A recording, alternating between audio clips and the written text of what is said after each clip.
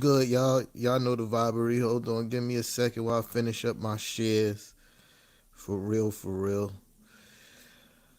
Another close loss by the Knicks at home, and I am not going to lie to you guys. I'm kind of bummed out about it, man. I felt like this game was definitely in reach.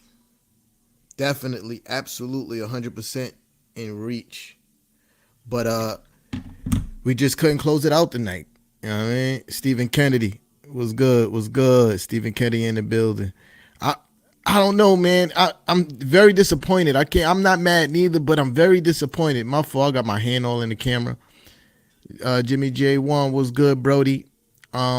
Very disappointed by this loss tonight, man. My feelings is low key hurt. I felt like we could have grabbed this one. I feel like we definitely could have grabbed this game tonight. Oh my god, definitely feel like we definitely could have grabbed this game tonight, man. It was definitely in reach. But we was facing the number one defense in the NBA right now, second best team in the East, behind the behind the Boston Celtics, which is the Milwaukee Bucks. And we put up a good fight, man. And that's the part that makes it so disappointing to me. Is like, yo, we be putting up these great fights against these good teams, but we just can't figure out a way to close these games out. And I got my theories behind it. I'm trying to, my fault, y'all. I'm trying to, pull up the stats real quick. So when I'm mentioning stuff, I know exactly what I'm talking about. Yeah, I think we did a pretty decent job tonight. It was a defensive battle, one of the lowest scoring games in our recent history. 109 the Bucks to our 103. Again, I felt like it was a defensive battle. Uh, we played exactly the way we should have played. Marlon was good, Brody. Was good. Yo, let me know how this mic I'm using sounding, man. This is not a new mic. I've had this mic for a very long time, but it's new that I'm trying to use it for the podcast. So let me know how I'm sounding, man. Um, yeah. So you know, we did. I feel like we did almost everything we were supposed to do tonight. Yeah, I appreciate you, Steven. I feel like we did everything we were supposed to do tonight. I feel like we played solid defense. Um, I felt like we attacked the basket more than we shot 3 pointers tonight. Uh, and that's amazing to me, right? Like I felt like we did all. I appreciate y'all. Appreciate y'all. Thank you. Uh, Now Kev showed me some shit that he about to get. I had to step my game up a little bit. I ain't gonna lie. Nah, yeah. I felt like we did everything we were supposed to do tonight. Uh, it just come down to end game execution, and that's one thing I felt like we lack in is end of the game execution. Uh, uh, and it showed. And to me, RJ, to me, I'm not placing the blame on RJ. RJ had a pretty decent game tonight. Uh, 8 for 15 from the field. He was 26, had 26 points. He played a really good game. Uh, so I ain't gonna blame RJ Barrett for this loss, but you got to have better basketball IQ in those late closing game situations. That 3 point shot that he took was completely unnecessary. You stationary, no rhythm going with a defender in your face. Why would you shoot this shot in such a crucial situation? That was more of an ego shot than anything. I felt like RJ Barrett could have at least try to get to the basket. We didn't need the three. It was still more than enough time on the clock for us to score 2 points or try to get an and one situation happening and still go and play some solid defense and try to get the ball back or create call or foul and play the foul game. I think that shot sealed the deal for us at the end of the game. Being perfectly honest, his defense against Grayson Allen, the possession before was good. I got no problem with his defense. He contested. I do have a problem with him going underneath the screen. I always have a problem with players going underneath the screen against shooters, especially in a situation like that. You want to run Grayson Allen off the line, right? You want him to go drive to the basket and force him to make a play, right? Force him to be a creator, which is not necessarily his strong suit. That's what you want to do. What you don't want to do is go under the screen and give a shooter like Grayson Allen, or was it Covington? Was it Covington or Allen? I don't know who shot. I can't remember. It was Covington or Allen. I can't remember who shot the shot. But either one of them, they both shooters. You don't want neither one of them taking that shot. You don't go under the screen, right? But RJ Barrett should not be taking that 3-pointer in that point of the game. He should not. Because it was unnecessary. It was an unnecessary shot. That's the part that makes me upset about the shot. It's not so much that he took the shot. It was Allen. Thank you, Marlon. It's not so much that he took the shot. Like, it's like when he took the shot, because it was unnecessary. If we would have went to the basket, like it's so many different opportunities and so many better looks that we could have got if he would have just at least tried to go to the basket instead of trying to shoot in that shot. But yeah, I'm disappointed, man. I wanted to win this game, especially because we fought all night. Darlene, how you doing? How you doing, mamas? Yeah, I wanted to win this game. If you in the building, press like for your boy. But got Marlon and Stephen Kennedy going ham on the YouTube. I see you guys. Make sure y'all press like while y'all over there. All my people on Facebook, press like for your boy. I much appreciate it. You know what I mean? Yeah, man. RJ had a pretty decent game, so I can't really be mad at him. Mitchell Robinson, man. Let's talk about what Mitchell Robinson was doing today against a really good team. What we talking about for Mitchell? We talking about Mitchell Robinson, 20 rebounds, 11 offensive rebounds, and 15 points, and a block, and 1 assist. 20 rebounds for Mitchell Robinson tonight. Where are those people that said Mitchell Robinson was overpaid? Where are those people? I need to see them. Someone needs to talk to me. Where are those people who claim that Mitchell Robinson was overpaid? We're starting to see Mitchell Robinson get his win back, get his legs underneath him, and he's dominating these last few games, man. 20 rebounds against listen, the Bucks is a really good team, man. Brook Lopez is not no slouch. He's not no slouch, man. And Mitchell Robinson was big boy in those guys all night. Pause.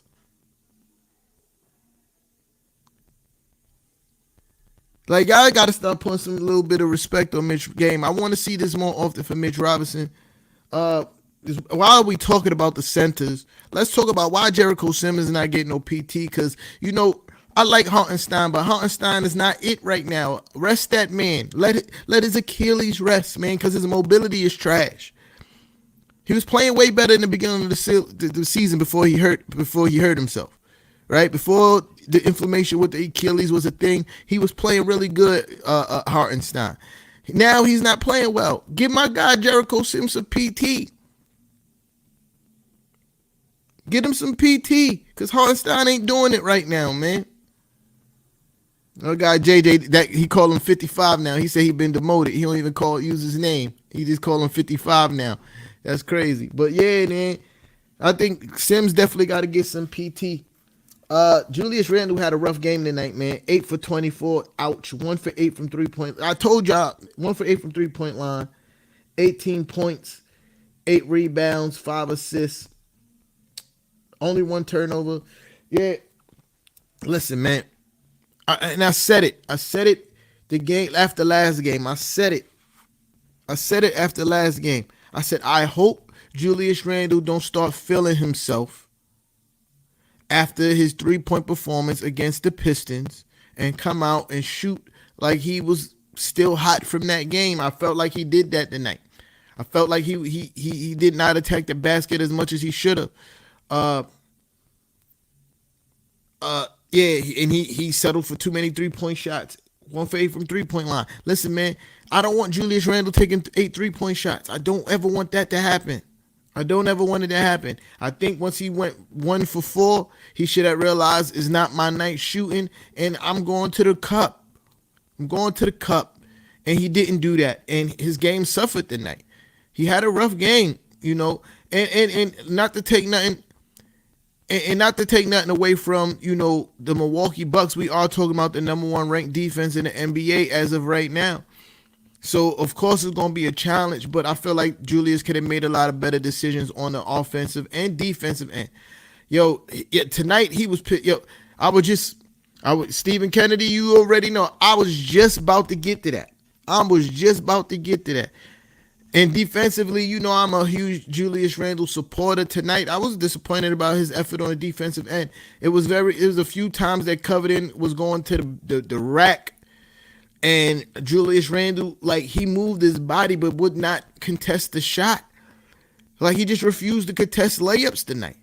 It was mind-boggling watching him just stand there while these people are laying up the ball. I didn't understand it, and it was frustrating to watch. Julius Randle he got to be better in these big games, man. Tonight was a big game. He got to be better in these big games. His defensive attention to detail on defense has to be better. It was a play where Julius Randle refused to step up on a guy who was driving to the lane, and he shot a floater, and you want to yell at IQ. No, it's not IQ's fault, bro. Maybe IQ did get beat off the dribble, but that no excuse for you not stepping up and protecting the basket, bro. Like, you have to. You feel me? And this is coming from a guy who support Julius Randle and been talking very highly about Julius Randle even through last season. Like, tonight, I wasn't impressed by his effort on both sides of the ball. Like, I wasn't. Quentin Grimes, man.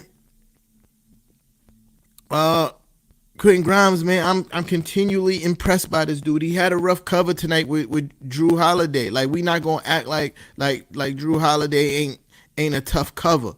And I think even still, I think Quentin Grimes gave a hell of an effort. He was struggling from the 3-point line tonight, 1 for 4. He had 7 points. But still, 5 rebounds. Like, and again, I reiterate something that I said from the last live. That's the difference between him and Cam Reddish.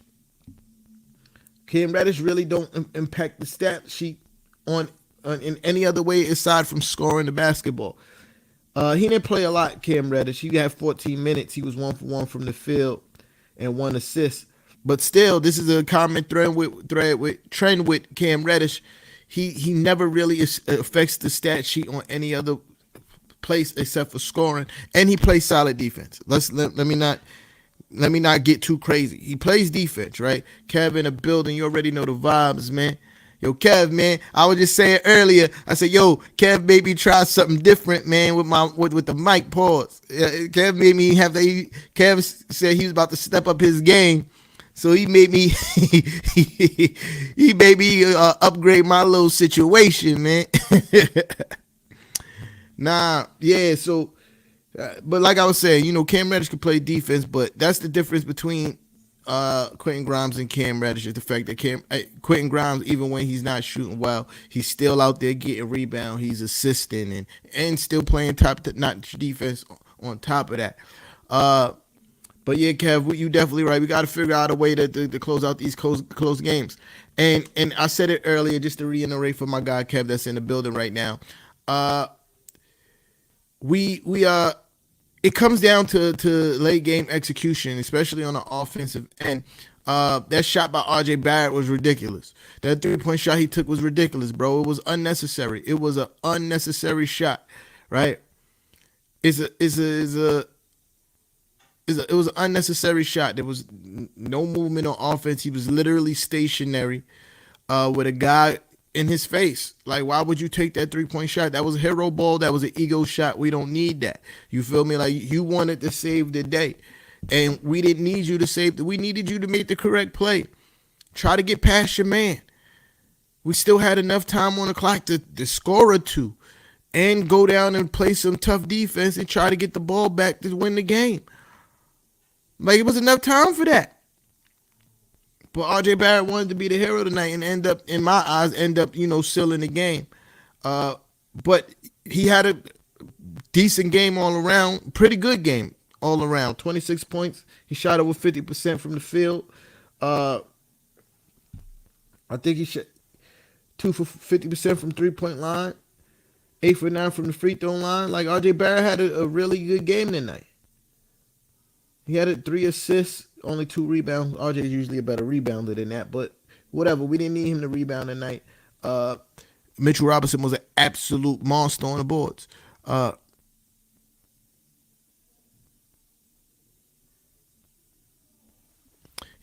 and that's my point. That's my point, Steven.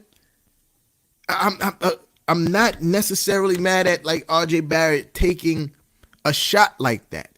I'm mad at the time that he chose to take the shot. It's not like the shot clock was running down. It's not like it was the last dish effort and all we had left to do in the game and it's the only way we could come. No, it wasn't. There were better options for him to take than that shot. That was a low percentage shot. Yes, we seen him make the shot, but it was a severely low percentage shot in a situation that we didn't need it. Right? So yeah, I'm not like I agree. I've seen him make that shot.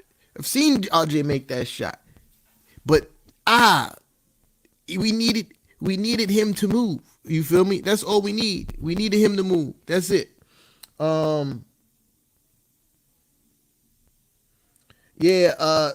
Brunson, another guy who had a rough night, 8 for 22 from the field, 0 for 4 from 3-point line, and abnormally bad from the free throw line. It was weird to watch Jalen Brunson go 1 for 4 from the free throw line. It was weird.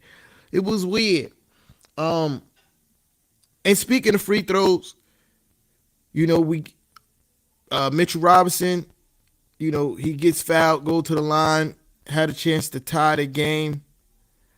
Goes 1 for 1. It's all I could ask for Mitchell Robinson, really.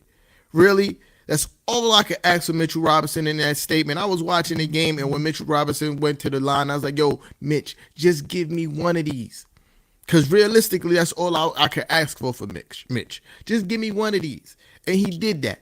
And we end up getting a rebound. And then Brunson gets fouled with a chance to take the lead. He sells on one of the first free throw. I was sitting there like, oh man, the basketball gods hate us. The basketball gods must hate us. Because there's no way in the world in this situation, as good as a free throw shooter as Brunson is, he misses one of these clutch ass free throws. There's no way. I thought we was going up by 1 in that situation. For sure. The basketball gods must hate us because Brunson for sure clanked one of those free throws, a clutch joint. And he's a great free throw shooter. It didn't make sense. But we must find a way as a team to close out these games. We missed quite a few opportunities down the stretch where we got stops and should have turned those stops into buckets, and we just couldn't. We just couldn't, man. And I blame it on poor offensive execution. And we do run plays, but at the beginning of these plays be so like useless. Like, we get up the court, we pass the ball to Mitch, then there's another pass to Julius Randle, and all this is happening at the very top of the court. Like, I don't understand why does these things happen? Why does that need to be an action? Like, it does nothing. It moves nobody nowhere. You get no strategic advantage by making these worthless passes at the top of the key that get your team nowhere. Like, but it happens. Right? It happens. But man, yeah, I think offensive execution down the stretch got to be better. I'm highly disappointed with Julius Randle's defensive intensity tonight. I'm mad that he shot so many threes.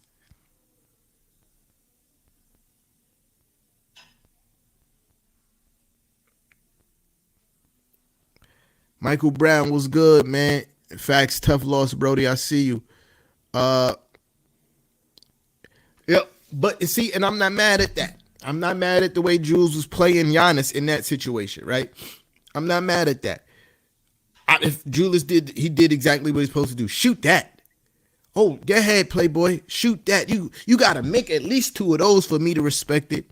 And then when Giannis made a couple, Julius started. He still gave him the space to shoot, but when Giannis committed to shooting, Julius started to run out at him, and he missed those shots. You know, I have no problem with the way Julius played Giannis on the 3-point line. Absolutely, take those shots, Giannis. It's better than the alternative. You feel me? Like there's not too many things that we did wrong tonight, man. I'm disappointed. I'm not angry. Giannis is gonna do what Giannis does. Giannis is a special player. He dropped 37 on us. He's a special player. And even still, Giannis was 2 for 8 from the 3-point line. It's not like Giannis went crazy from three. He was 2 for 8. He was 2 for 8 from the 3-point line. Right? He was 2 for 8. So I'm not mad at that. What was surprising is Giannis going 9 for 12 from the free throw line. That was surprising for me. Like, he's not really that good of a free throw shooter, but he was on fire from the free throw line tonight. But Giannis is a special player. Him getting 37 is nothing that you could really be mad at, because that's what Giannis does. You feel me? But yeah, man. It's not too much to really be mad at about this loss, bro. Field goal percentage, like we shot almost identical to them. You feel me? The 3-point disparity, we both shot horrible for 3-point range today. We shot god awful 6 for 30. And this is what I'm saying. Why are we taking 33 pointers, man? Why are we taking 33 pointers? Especially when we're bad at doing it now. Like, that's coaching. Coaching needs to be like, hey, limit those threes, man. Let's get to the cup. That's coaching to me. Your team is struggling from 3-point line. You can't be telling them every night, hey, guys, just keep on going out there and chucking them up. 33 pointers for a team that's worst in the NBA right now as far as field goal percentage goes, 3-point field goal percentage goes, is bugging to me. As a coach, you have to be like, hey, till we start hitting those guys, we got to tighten up. Let's focus on getting to the cup more. Like, why are we still putting up 33 pointers? Right? So 20%, 33 pointers, 6 for 30. That's outrageous, man. We shouldn't be taking that many.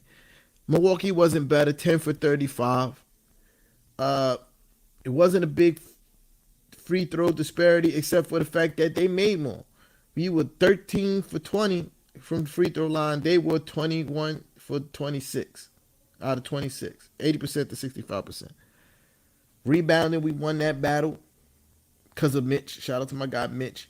Another thing, we weren't moving the ball well tonight. We only had 18 assists. Our last two games, we had 30 assists in our last two games. We didn't do that tonight. It wasn't enough ball movement for my liking. You feel me? It wasn't enough ball movement for my liking, man. More continuity, that's what I need to see with the offense. Especially against the number one defense in the NBA. You have to move the ball and move yourself, man. One-on-one basketball ain't going to get it.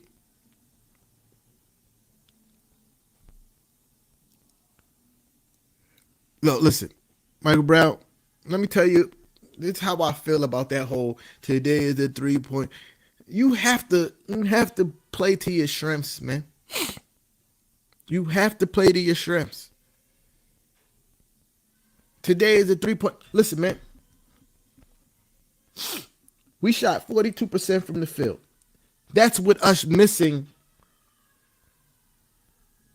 That's with us missing 24 shots from 3-point range. We still, out of the 100 we took, right? We still shot 42% from the field. So imagine we lost by 5, right? No, 6, excuse me. We lost by 6, right? So imagine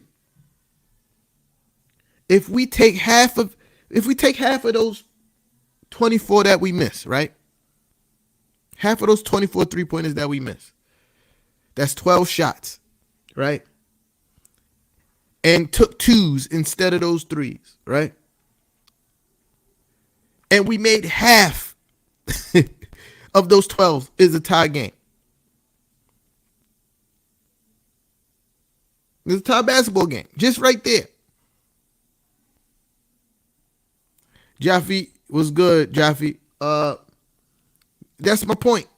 That's my point. Like about it being a 3-point league. No, you play to the strengths of your team. If your team is not a good 3-point shooting team, and you know your guys excel at getting to the cup, because we are really good at getting to the basket and scoring, right?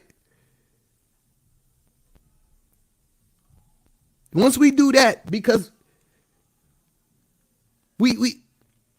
in fact, Jaffe, definitely a tough loss for us. Once we do that, like that's the difference. You play to your strengths, man. It's a 3-point shooting league when you have the talent to take those shots. When you're not, you have to play to your strengths. And we're not playing to our strengths by chucking up 33 pointers. We not.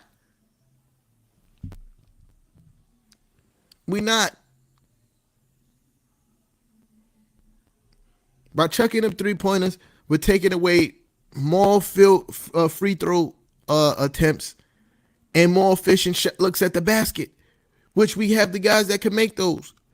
RJ Barrett, Julius Randle, Jalen Brunson, Quentin Grimes showed that he's good at attacking the basket now off the pump fake. You got Cam Reddish coming off the bench that could do it. Obi, Emmanuel quickly showing that he could get to the cup now too. You got Mitchell Robinson continuously putting pressure on the rim, continuous lob threat. Like you got all these guys that Derrick Rose who still get to the cup at his old age. Got all these guys that can excel at getting to the basket, but for some strange reason, the coach is telling a team that's not really equipped to shoot 33 pointers a game to do it. Just because you could do something some of the time doesn't mean you need to do it all the time. We are the worst percentage-wise at shooting 3-pointers in the NBA. Why are we putting up 33-point shots?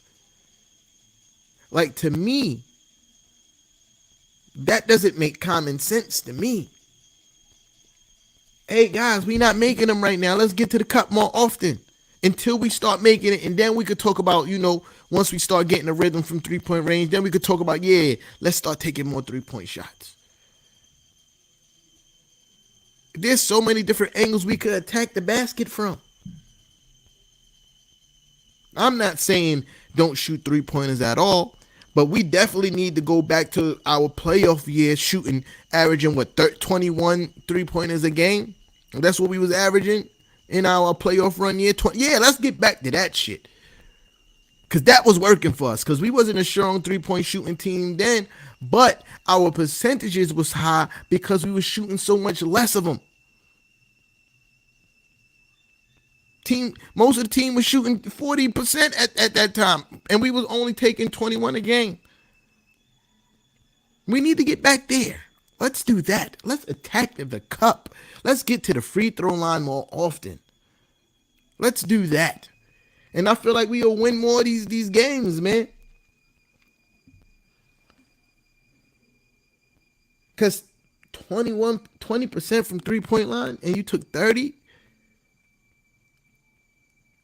That's nasty, man. That's nasty. I think Randle. I said it. I said it earlier. I said Randle. I hope he didn't feel like his performance the game before was going to dictate the how he came out shooting tonight, right?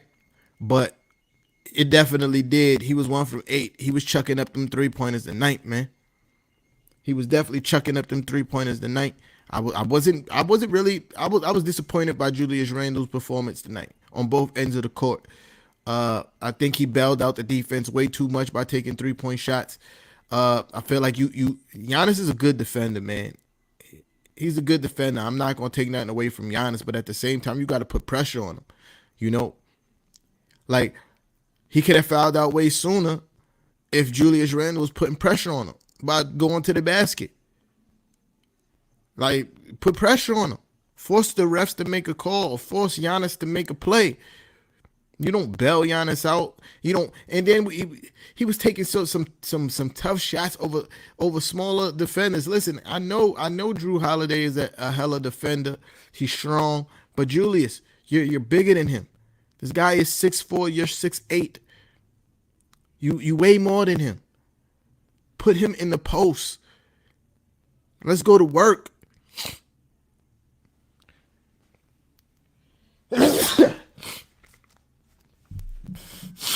Yeah.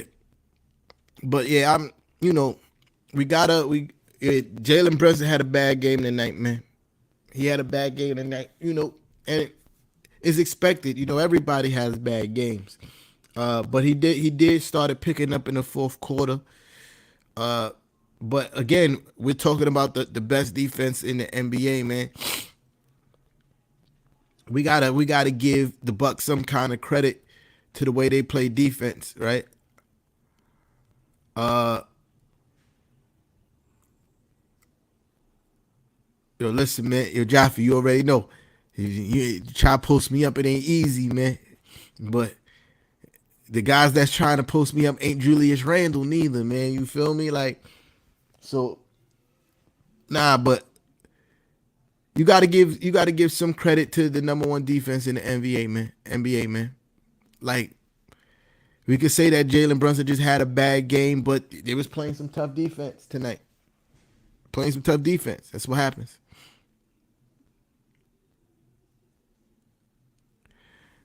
Listen, man. Yo, get out of here with that Donovan Mitchell talk, bro. I'm over it, bro. I'm tired of Knicks fans crying for Donovan Mitchell, bro. I'm over it. He's not here, bro. Get over it. Get over it. He's not here. He's not here, bro. Get over it. He's in Cleveland. He's in Cleveland, bro.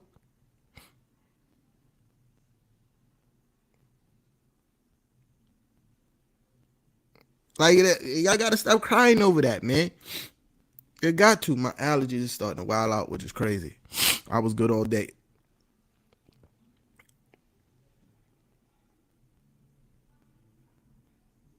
Yeah, bruh. I don't hate the Bucks, but it's just like, yo, you gotta give them credit.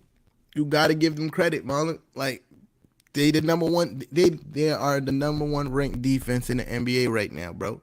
Second best team in the East. Like, and we gave them a run for their money tonight. I'm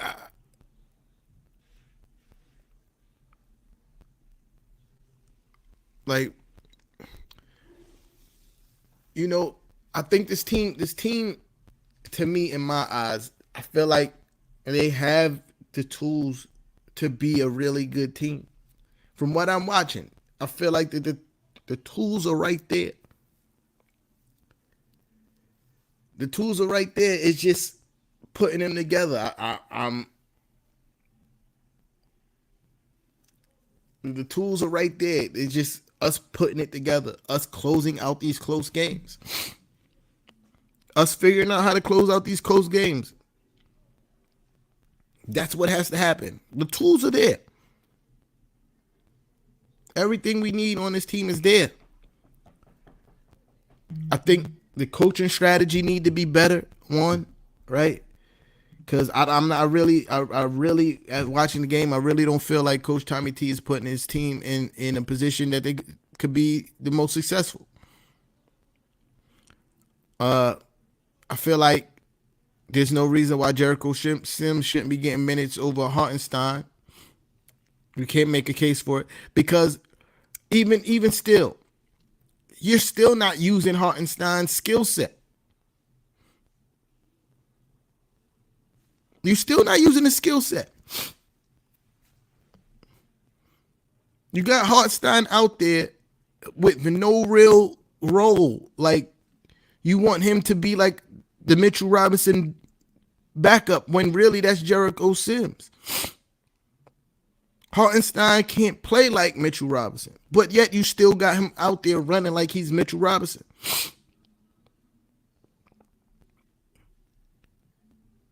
If you got Hartenstein out there, what I want to see from Hartenstein is you put in Hartenstein in a high post, give him the ball. Not for him to score from the post. But now, that gives you a chance for a lot of cuts, backdoor cuts. Screens off the ball and cut into the basket. Because Hartenstein can make all those passes. How about some backdoor screens for Obi and lobs from Hartenstein? Easy 2 points. Because Hartenstein can make those passes. But Hartenstein is never put in those positions to maximize his abilities.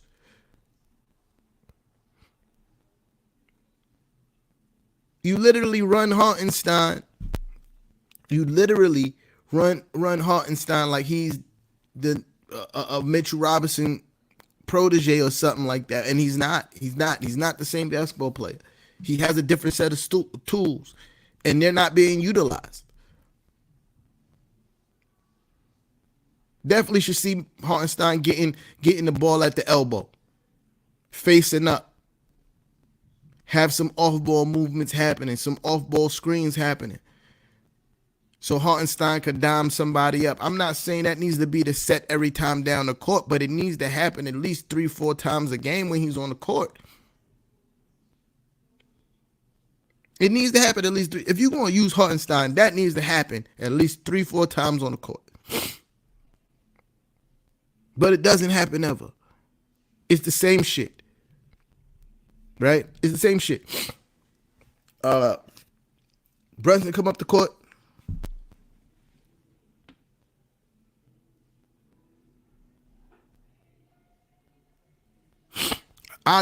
His wife said that, Kennedy. That's crazy. I didn't even see that. But she's right. She's 100% right. Because Coach Tommy T don't know what to do with a stretch 5. He don't know what to do with that. That's not his era of basketball. That's not his era of basketball, stretch 5.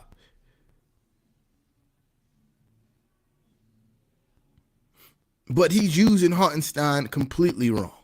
Completely wrong. Jericho Sims collecting duds on the bench. And if you want pick and roll dunk type big man, that's what Jericho Sims is. But you got him on the bench. This is what I'm saying about him not, maximizing the talent that he has.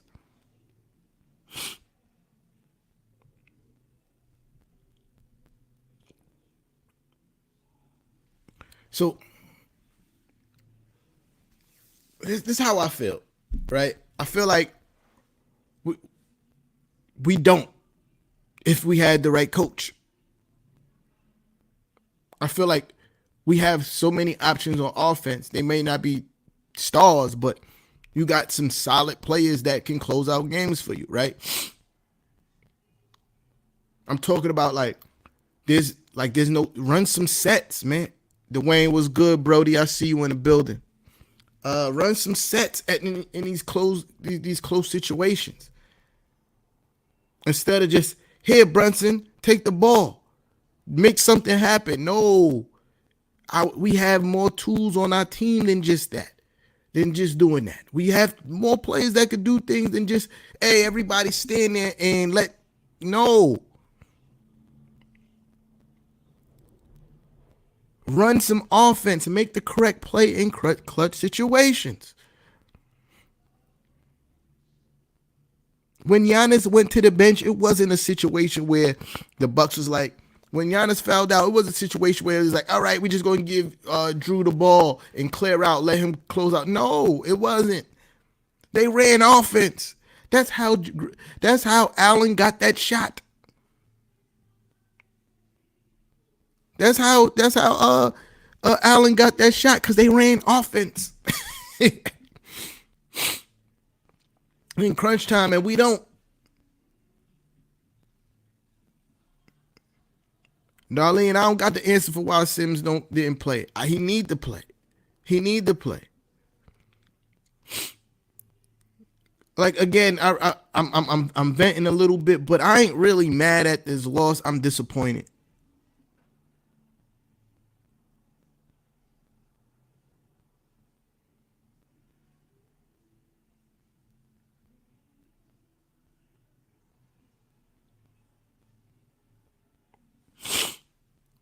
Uh, yeah, man. Listen, I'm not even a fan of kicking the ball out to this team right now because we can't hit no threes. So get to the cup. That's all I want to see. Get to the cup. Get to the cup. That's it. I want everybody to attack the rim at full speed all game. That's all I want to see from this team. I don't want to see no more 3-pointers from this team, man. I'm over it.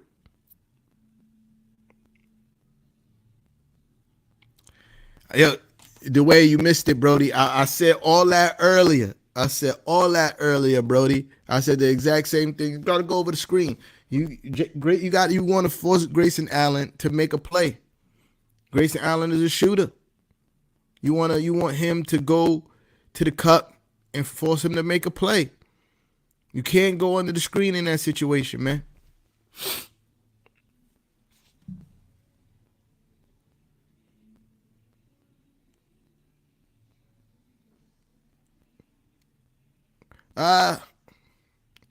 Even the good ones they don't hit. It's not always bad passes. Even the good ones they don't hit. Even the good ones, I seen it with my own two eyes. If you had to build a press like for your boy, man, word. But yeah, man, another tough home loss, man. Another tough home loss is a game that we could definitely won. Could have definitely won. Definitely. At this point, it's just like this team is showing that they could be all right, man.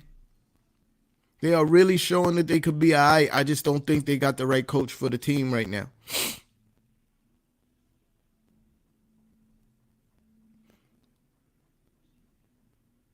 And you know, shout out to my guy Matty Smooth in the building. Uh, what I saw tonight, we only saw it once. R.J. Barrett hitting Mitchell Robinson with the ball in the post, and him going up with a little 2-foot hook shot. Yo, if you watch the games, right? There's so many times that Mitchell Robinson will book it down the court and seal, and nobody give him the ball, which is wild to me. You feel me? Because sometimes he's match up with a smaller guy. So yes, you should absolutely give Mitchell Robinson the ball when he's sailing out a smaller man close to the cup. Easy 2 points. Why won't you? But we never do it. RJ did it tonight one time, and Mitch got the bucket.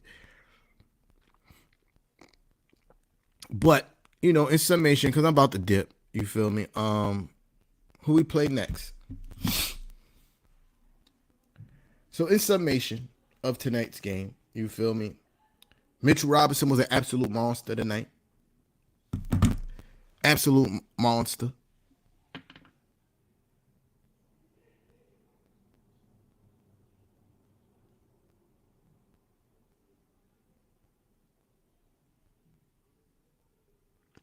Oh, yo, listen, man.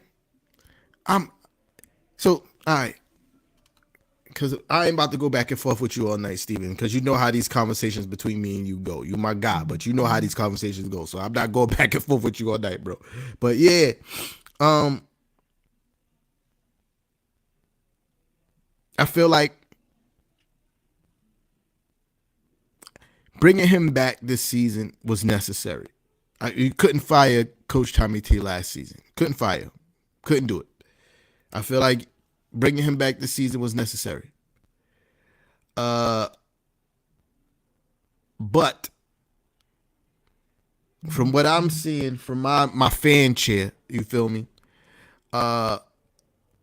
Watching him not being able to figure out what to do with this team Watching him, implore a team that's not a strong 3-point shooting team to chuck up 30 3-pointers a game.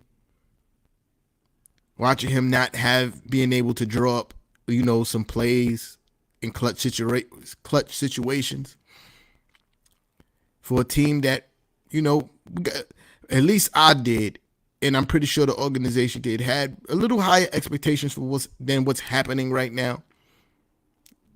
Clock gotta be ticking, man. Clock gotta be ticking, man. And what's the most concerning thing to me when his guy, his boy, Derrick Rose, don't even sit on the bench, just keep on going over to the bike every time he's asked to come off the court. Don't even sit on the bench.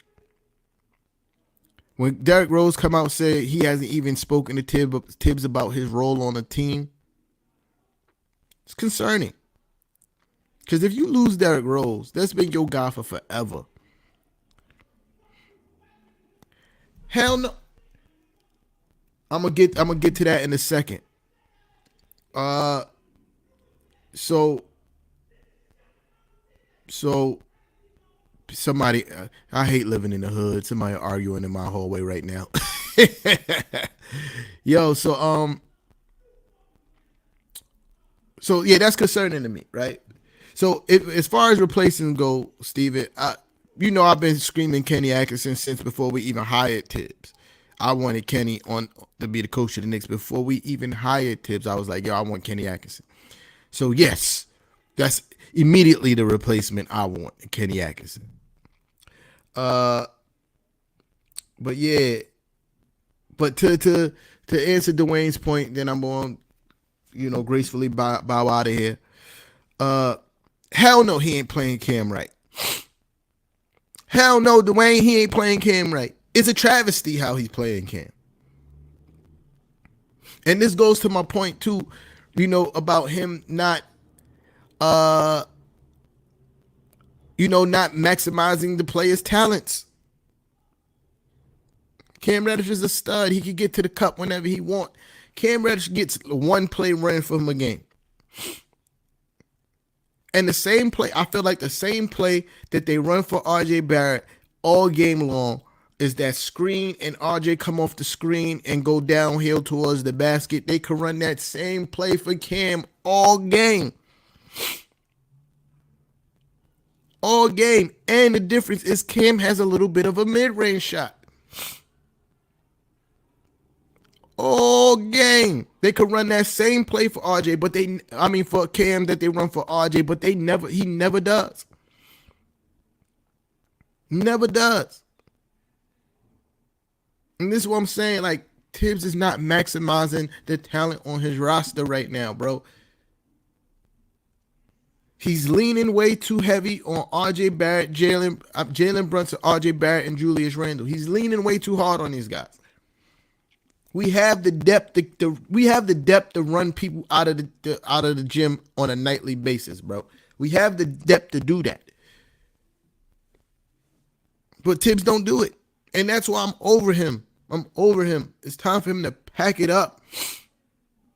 Pack that man up. Get him out of here, bro, because he's not it right now. He's not the coach that we need for this team.